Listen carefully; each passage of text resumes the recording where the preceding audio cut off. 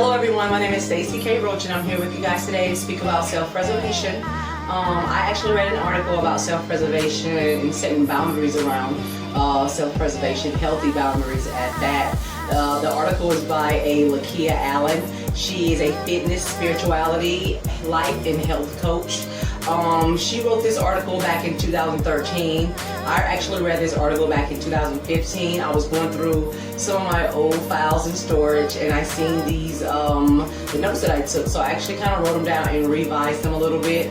Like I said, I'll leave the link down below for you guys to check out her article if you want to read her article for yourself. Her name is 𝐒𝐞𝐥𝐿. You can Google her. While it may be natural to protect ourselves physically, but not so much emotionally when it comes to self-preservation. And self-preservation is defined as preservation of oneself, from keeping oneself from harm or from destruction. Not only just yourself, but your family members and the ones that you love.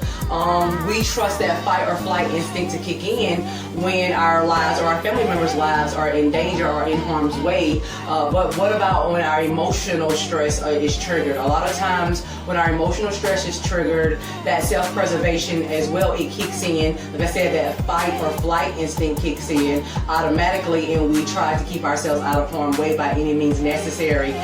We all have different ways and outlets that when we explore our anger, our emotions, and they kind of pour out on us. Like I said, especially if we're not setting healthy boundaries for ourselves, for our self-preservation, and for the other people around us. They have to know how to take care of you, just like you know how to take care of you. But it starts with you. So if you don't take care of yourself, nobody else will. If you don't love yourself, it starts with you. No one else will love you. Like I said, I'm here today to give you a few examples and a few reasons why you should set healthy boundaries around self-preservation. Because I hear a lot of people talk about self-preservation, and like I said, I actually read this article. But one thing in this article that I did not take from it, that like I said, I implemented myself. I revised it and I kind of put a few of my own ideas in there and a few of, like I said, my opinions. I am a personal development coach, and I teach that. That's what I teach, personal development. All about life, all about taking care of yourself and growing as a human being and maturing within yourself. No matter what success means to you, you want to achieve your goals, so it starts with yourself. Like I said, but I'm here to give you a few reasons when and how to set boundaries for yourself around self-preservation. Sometimes we are everything to everybody, and that's emotionally draining. You can be a fixer, a listener, a logical thinker, a voice of reasoning for the people around you, for the ones that you love, for your family members, for your spouse, your partners, even your friends at work. Sometimes you can be that voice of reasoning for them, that listeners, someone that they can come and basically just unload all their emotional baggage on you, because you allow them to do that. You have the energy. You are just that person. I'm that person. I'm very sound-minded, but when you take on other people's problems and try to be a fixer and try to come up with all the solutions for everybody, and then you stop, you don't really think about yourself. You're going so much, you don't take the time to stop to say, hold up, am I making sure I'm okay, even though I'm making sure everybody else and everything else is okay. That's okay. Like I said, when you are that reasoning for people, when people know that you are their emotional strength, when they know they can come and unload their emotional baggage on you, they will. And sometimes it'll leave you emotionally damaged. It'll leave you emotionally wounded. You'll feel depressed, stressed, and you won't feel motivated. You won't have any energy left for yourself to take care of yourself, and that's not okay. You need to take care of yourself, because if you can't take care of yourself, how can you take care of anyone else? I actually talked about that when taking care of yourself in one of my previous videos. If you can't take care of yourself, how can you take care of anyone else? You have to be able to take care of yourself. Like I said, you don't want to be left feeling drained and left feeling empty where you feel deflated, like all your energy is gone. At the end of the day, you don't even feel like I said, doing something that you truly love, something that you may had a goal set or something that you wanted to do for yourself, but you didn't have that time because you're doing everything for everybody else. You have to take that time.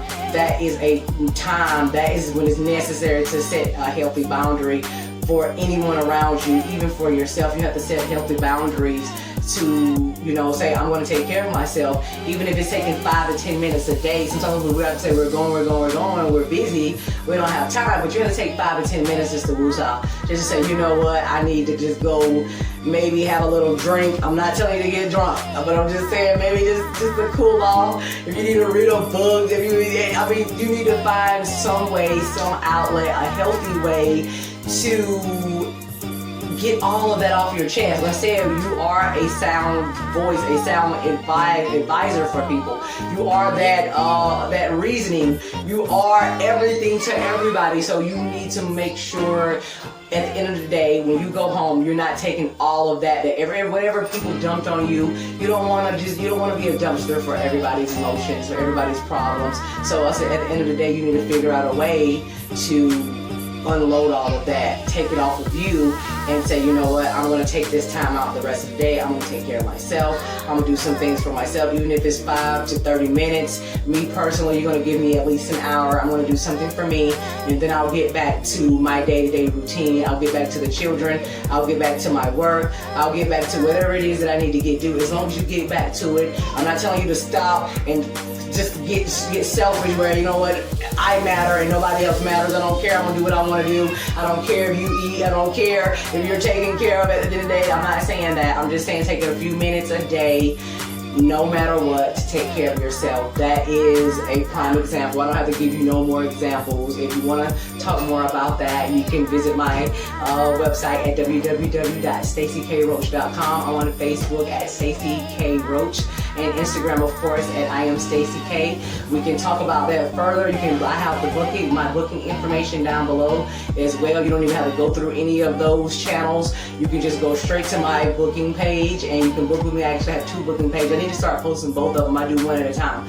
But you can go and book a session with me. I do strategy calls. Like I said, I also coach personal development, but I have packages and programs, and I'm also working on workbooks and personal development guides. I have a lot of things in the works, you guys. So stay tuned.